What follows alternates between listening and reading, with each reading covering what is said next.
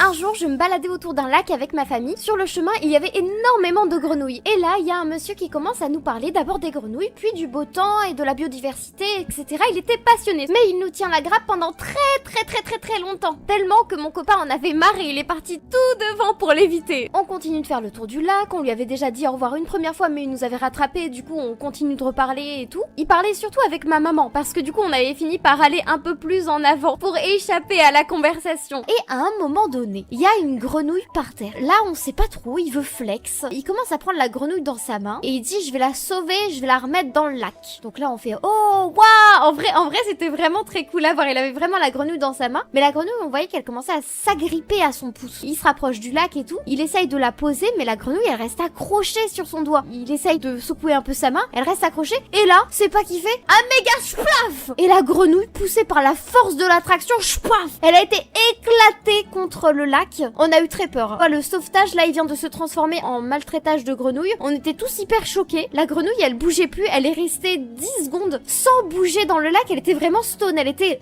Et d'un coup, elle s'est réveillée. Et elle est repartie dans le lac et tout allait bien. Waouh. Vraiment, c'était un peu toutes les émotions. On disait, ok, tout va bien, elle va bien. Là, on va en rester là. Il a continué de tenir la grappe à ma maman pendant au moins 20 minutes encore après derrière. Et après, on lui a dit au revoir. Et après, il est parti.